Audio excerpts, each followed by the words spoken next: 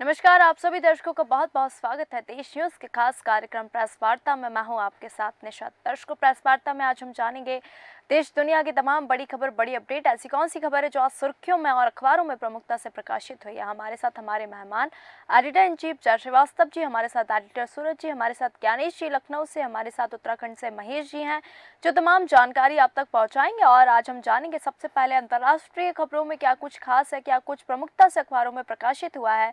Editor in chief जय श्रीवास्तव जी। देखिए, सबसे बड़ी खबर आज ये है कि जो अमेरिका में T20 वर्ल्ड कप का आयोजन किया जा रहा है, बिल्कुल। उसमें जो बड़ी दो टीम है वो बाहर हो गई है। एक पाकिस्तान और दूसरा न्यूजीलैंड, जो जिनके न्यूजीलैंड के लिए कहा जा रहा था कि वो इस ट्रॉफी के प्रबल दावेदार हैं। लेकिन जिस प्रकार से पाकिस्तान बाहर हुआ है, उससे लगता है कि ना किस्मत ने साथ दिया, ना बैटिंग ने साथ दिया, ना बॉलिंग में जो प्लेयर है उनके साथ उनका साथ दिया है। बिल्कुल। लेकिन ये एक जो बड़ी खबर है ये वो है कि जो नासाउ काउंटी है, मतलब ये है कि जो न्यूयॉर्क में अस्थायी स्टेडियम बनाया गया था, उस स्टेडियम में इतनी धीमी बैटिंग हुई है कि वहां पर रन बनाना मुश्किल हो गया था। तो जैसे ही अंतिम मैच वहां पर खेला गया, उसके तुरंत बाद उस स्टेडियम को नष्ट कर दिया गया है, ढहा दिया गया है। उसके पीछे कारण ये है कि वहाँ अपना जो क्रिकेट प्रेमी है वो संतुष्ट नहीं थे, क्योंकि बिल्कुल। हर क्रिकेट प्रेमी ये देखना चाहता है चौका छक्का लगे और ऐसे ताबड़तोड़ विकेट उड़ने के कारण से मैच में मजा नहीं रह जाता है। जो 3 घंटा 4 घंटा चलने वाला जो मैच है पारी है, वो समेट के जो है 1 घंटा सवा घंटा में संपन्न हो जाता है। तो इससे निराशा हाथ लगी है। इस कारण से वहां पर इसको हटा के फिर से वहां पर तैयार कर रहे हैं। और विशेष बात यह है कि जो भारत के एक्सपर्ट है जो स्टेडियम बनाने में, उनको वहां पर नियुक्त करने का निर्णय लिया गया है कि भारतीय जो स्टेडियम निर्माता है वो वहां पर स्टेडियम का निर्माण किया करेगा और वहां पर पिच का निर्माण भी करेगा, जिस पिच में आने वाले समय में वहां खेला जाएगा। बिल्कुल। सबसे एक इसी में बड़ी खबर यह है कि अमेरिका पहली बार क्रिकेट खेल रहा है, उसके बावजूद वो सुपर 8 में पहुंच गया है। बता देना चाहते हैं कि अमेरिका के अधिकतर प्लेयर भी भारतीय है, जो एनआरआई है, उन्हीं के बच्चे हैं। वो वहां पर खेल रहे हैं और पहले ही मैच में वो भी वर्ल्ड कप में सुपर 8 में आना अमेरिका के लिए खुशी की खबर है।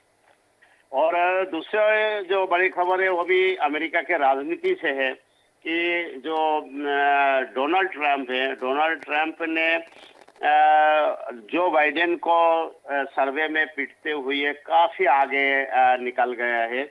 और निकलने के कारण से ऐसा लग रहा है कि अब अमेरिका के राष्ट्रपति के रूप में डोनाल्ड ट्रंप की जीत सुनिश्चित हो गया है, क्योंकि 70-30 के परसेंटेज वहाँ के सर्वे रिपोर्ट वहाँ पर बता रहे हैं कि 70% डोनाल्ड ट्रंप के पक्ष में है और बिल्कुल। 30% जो बाइडेन के पक्ष में है।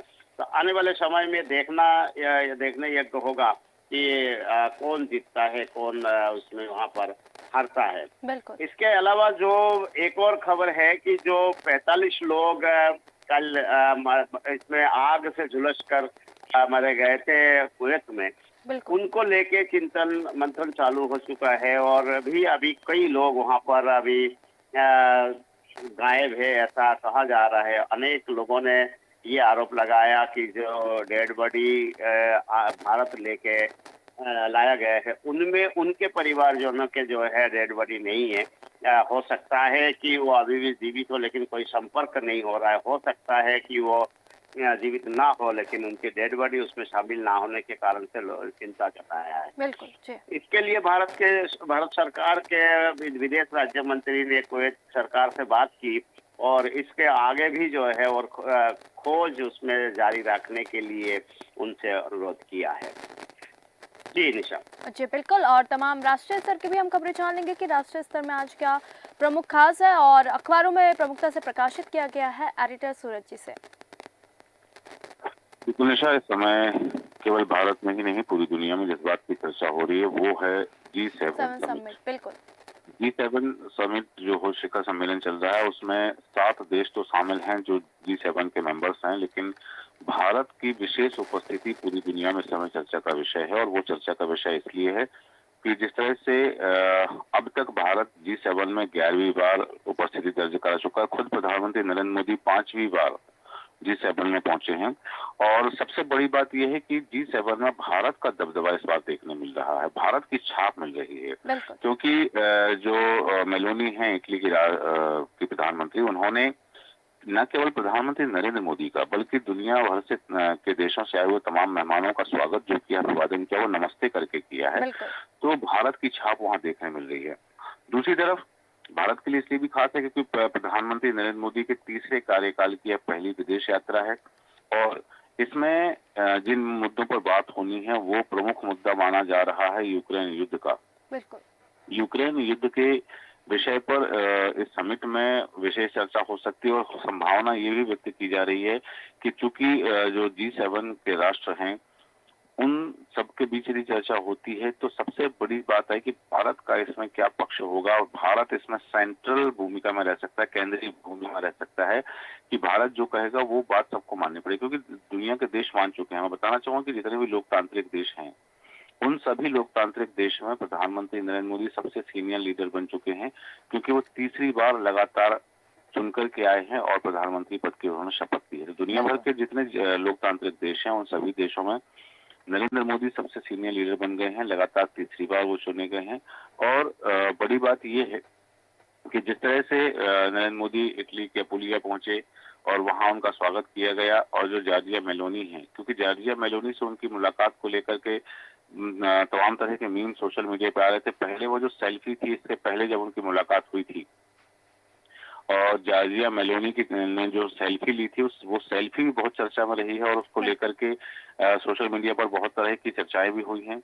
और क्योंकि यहाँ एक बात जरूर बताना चाहूंगा कि इससे पहले जो G20 समिट हुई थी, भारत ने इसकी अध्यक्षता की थी, उसकी सफलता पर भी पूरी दुनिया में चर्चा थी। और अब G7 में प्रधानमंत्री नरेंद्र मोदी की उपस्थिति को लेकर चर्चा है। यहाँ मैं बताना चाहूंगा कि फ्रांसीसी राष्ट्रपति जो एमेनुअल मैक्रों हैं, जब वो पिछले साल G20 समिट में पीएम मोदी की ओर से एआई और डिजिटल पब्लिक इंफ्रास्ट्रक्चर पर पहल की सराहना की गई थी, तो इस बार भी जो है उन्होंने एआई पर भी चर्चा वहां पर होना है, क्योंकि एआई को लेकर के जिस तरह से देखा जा रहा है तो स्वाभाविक बात है कि उसमें भारत की भूमिका स्पष्ट तय होगी कि एआई को लेकर के भारत में जो चीजें होनी है।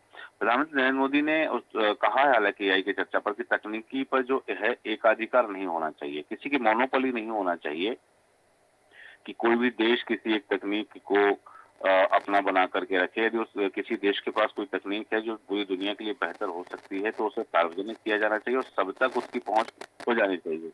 यहाँ एक बात बताना चाहूंगा कि जो पोप फ्रांसिस हैं, प्रधानमंत्री नरेंद्र मोदी, उनसे भी उनकी मुलाकात हुई है।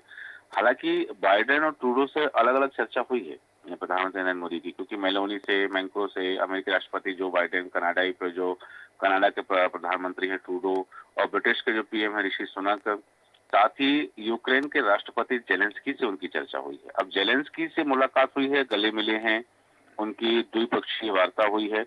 क्योंकि यहाँ जेलेंस्की से जो मुलाकात हुई है वो इसलिए चर्चा है क्योंकि रूस से भारत के जो संबंध हैं वो मित्रतापूर्ण हैं और जेलेंस्की यूक्रेन के राष्ट्रपति हैं, तो उनके साथ जो चर्चा हुई है उन्होंने क्या पक्ष रखा है। और उसके, क्योंकि मैं बताना चाहूंगा कि आज जो G7 है ये कभी G8 हुआ करता था। जब प्रारंभ में इसका गठन किया गया तो G8 के साथ इसकी शुरुआत हुई थी, लेकिन रूस को इससे बाहर करके फिर G7 बनाया गया और G7 का यह 50वां शिखर सम्मेलन आयोजित किया जा रहा है। तो इसमें जेलेंस्की से जो उनकी मुलाकात हुई है वो जरूर चर्चा में, क्योंकि सम्मेलन के दौरान मैक्रो और मेलोनी के बीच बहस भी हुई थी थोड़ा सा। और जो बात यहाँ पर आई कि मैक्रो और मेलोनी के बीच में जो नोकझोंक हुई है, हालांकि उसमें एक बात आ गई थी, गर्भपात के अधिकार का मुद्दा उठाने की मांग की गई थी, पर मेलोनी ने ऐसा करने से इनकार कर दिया, क्योंकि मैक्रो चाहते थे कि इस G7 समिट में गर्भपात के अधिकार का मुद्दा उठाया जाए और उसको लेकर के कानून बनाने की बात कही जाए और कानून को सख्ती से लागू करने की बात कही जाए। लेकिन मेलोनी ने इस मुद्दे पर यहाँ चर्चा करने से मना कर दिया। तो बात हुई कि ये जो G7 का समिट है इसे निजी मुद्दे बनाने के लिए ये मंच ना रखा जाए। दूसरी तरफ जो चीज यहाँ से सामने आ रही है, G7 समिट में भारत की भूमिका अहम होने वाली है और भारत का दबदबा पूरी दुनिया में और बढ़ने वाला है। बिल्कुल। बात करूंगा कुछ और खबरों की कि जहां आरएसएस की तरफ से लगातार जो बयानबाजी आ रही है, आरएसएस चुनाव परिणाम आ जाने के बाद में राष्ट्रीय स्वयंसेवक संघ के नेताओं के द्वारा जिस तरह के बयान सामने आ रहे हैं, क्योंकि पहले आरएसएस प्रमुख मोहन भागवत ने मणिपुर को लेकर के कहा और उन्होंने कहा कि यह अहंकार का नहीं, काम करने का वक्त है। और इसी बात को आगे बढ़ाते हुए संघ के जो नेता हैं इंद्रेश कुमार संघ की कार्यकारिणी, राष्ट्रीय कार्यकारिणी के सदस्य भी हैं और सबसे बड़ी बात है कि वो राष्ट्रीय मुस्लिम मंच के संरक्षक हैं और उनके द्वारा ये कहा जाना है कि भारतीय जनता पार्टी जो है उसको अहंकार हो गया है, वो दम्भ में आ गई है और अहंकार के कारण ही पार्टी को भगवान ने इतनी कम सीटों पर रोक दिया कि वो 400 पार का नारा पूरा नहीं कर पाए हैं। इस बात को लेकर सियासी गलियारों में खलबली मची हुई है। उनके इस बयान से भूचाल आया हुआ है। हालांकि गुप्त रूप से संघ की ओर से ये भी कह दिया गया है कि ये उनके अपने विचार है, संघ का आधिकारिक बयान नहीं है। लेकिन इंद्रेश कुमार का कुछ कहना, वो उनके निजी विचार कैसे हो सकते हैं, क्योंकि जब इंद्रेश कुमार किसी मुद्दे पर बात करते हैं, जैसा मैंने बताया कि वो राष्ट्रीय मुस्लिम मंच जो संघ की एक शाखा है, एक अनुसांगिक संगठन है, तो वो उसके संरक्षक हैं और राष्ट्रीय कार्यकारिणी के सदस्य हैं। उसके बावजूद यदि वो कहे, क्योंकि उन्होंने जिस तरह से बात कही है कि जिनको घमंड हो गया था, भगवान ने उनको नसीहत दे दी है, श्री राम सबके हैं और राम जी के प्रति जो अनास्था रही है उसका परिणाम मिला है। उन्होंने एक उदाहरण दिया है अपने बयानों में। उन्होंने कहा है राम और सीता त्याग की उन्होंने कहानी सुनाई। जब उन्होंने कहा कि सीता जी ने राज्याभिषेक के बाद राम जी से पूछा कि आपको राज्य का मोह हो जाएगा, आप राज्य के सत्ता के अहंकार में चले जाएंगे, तो राम जी ने कहा कि मुझे ऐसा क्या करना चाहिए कि ये छवि ना हो। तो उन्होंने कहा कि आपको अपनी प्रिय वस्तु, जो प्रिय से प्रियतम हो, उसका त्याग कर देना चाहिए। तो सीता जी ने कहा कि आप मेरा त्याग कर दीजिएगा। तो इस कारण से सीता जी वनवास में रही हैं, राम जी की छवि वैसी रही। राम जी स्वयं, उन्होंने जो उदाहरण दिए कि राम जी स्वयं जमीन पर सोया करते थे, वो राज सुख नहीं भोगा करते थे। मतलब उनका ये था कि आप सत्ता में हैं, भारतीय जनता पार्टी सत्ता में, तो सत्ता सुख का अहंकार ना हो। इस बात को लेकर के तमाम तरह की बातें हैं कि यदि संघ की ओर से इस तरह से बयान आ रहे हैं तो क्यों आ रहे हैं। बिल्कुल। एक बात का उल्लेख यहाँ और करना चाहूंगा कि न केवल मोहन भागवत बल्कि इंद्रेश कुमार का बयान, और बल्कि इसके अलावा संघ का जो मुखपत्र है ऑर्गेनाइजर, उसमें रतन शारदा का जो बयान है कि ये तो केवल एक रियलिटी चेक था, असली परिणाम आना भी बाकी है। और यदि क्योंकि उन्होंने जो बताया कि भारतीय जनता पार्टी ने चुनाव में सहयोग के लिए स्वयं सेवकों से संपर्क नहीं किया है और जो जमीनी कार्यकर्ता हैं उनसे दूरी बना के रखी भारतीय जनता पार्टी ने, उनका सहयोग नहीं लिया। तो उन्होंने एक विश्लेषण जो छापा है बिल्कुल राष्ट्रीय स्वयंसेवक संघ के मुखपत्र में, ऑर्गेनाइजर में, उसको लेकर भी तमाम तरह की चर्चा की। और अब सियासी गलियारों में ये चर्चा आ गई कि क्या भारतीय जनता पार्टी और संघ के बीच में तनातनी चल रही है। मैं बताना चाहूंगा कि ये विवाद कहां से उलझा है, क्योंकि जब चौथे चरण का मतदान था तब राष्ट्रीय अध्यक्ष जेपी नड्डा की ओर से जो बयान आया था चौथे चरण के मतदान से ठीक पहले कि भारतीय जनता पार्टी अब सक्षम है, अब हमें संघ की आवश्यकता नहीं है, उसके बाद जो बयानबाजी दौर शुरू हुई है वो बयानबाजी अब तक लगातार चल रही है। और यहाँ एक और बात का जिक्र करना चाहूंगा, क्योंकि जो खबर में है, जो जिस खबर की चर्चा चारों तरफ है येदियुरप्पा को लेकर के है, क्योंकि कर्नाटक हाईकोर्ट में राज्य के जो पूर्व मुख्यमंत्री हैं बीएस येदियुरप्पा, उनको पॉक्सो मामले में राहत दी है कोर्ट ने। हालांकि हाईकोर्ट ने अगली सुनवाई तक उनकी गिरफ्तारी पर रोक लगा दी है। कोर्ट ने यह भी कहा है कि येदियुरप्पा पूर्व मुख्यमंत्री हैं, वो कोई टॉम डिक या हैरी नहीं जो भाग जाएंगे, क्योंकि 17 जून को सीबीआई के समक्ष उनको पेश होने के लिए कहा है। बिल्कुल। सुनवाई 2 हफ्ते के बाद होना है। इससे पहले कोर्ट में सरकारी वकील ने कहा था कि 11 जून को जांच अधिकारी के सामने उन्हें पेश होने का नोटिस के बावजूद येदियुरप्पा दिल्ली में अज्ञात स्थान पर चले गए थे, तो उनको कहा है कि वो नहीं भागेंगे, राज्य के पूर्व मुख्यमंत्री हैं। तो इस तरह से कोर्ट ने एक तरह उनको जो है राहत भी दी है। जी निशा। जी बिल्कुल। और तमाम उत्तर प्रदेश की अपडेट ले लेंगे। उत्तर प्रदेश लखनऊ में आज क्या कुछ खास है, हमारे साथ लखनऊ ब्यूरो से ज्ञानेश जी हैं। ज्ञानेश जी, तमाम जो बड़ी अपडेट, बड़ी खबर सामने आ रही है, दर्शकों के साथ साझा करें। निशा, मैं सबसे पहले आपको बताना चाहूंगा ब्यूरोक्रेट्स की खबर है कि यूपी में 2 IPS अफसरों का जो है तबादला किया है। जी एक राहुल राज है जिनको डीआईजी रेलवे प्रयागराज बनाया गया है। वहीं राजीव नारायण मिश्रा को डीआईजी पीएससी प्रयागराज बनाया गया है, उसकी जिम्मेदारी मिली है। बता दूं कि जो प्रयागराज में के कुंभ मेले की तैयारियों के लेकर इन अफसरों की तैनाती की गई है।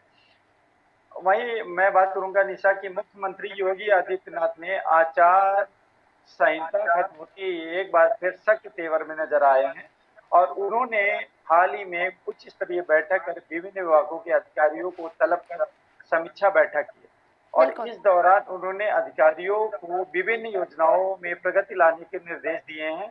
साथ ही कार्यों में लापरवाही बरतने वालों की सूची प्रस्तुत करने को कहा है।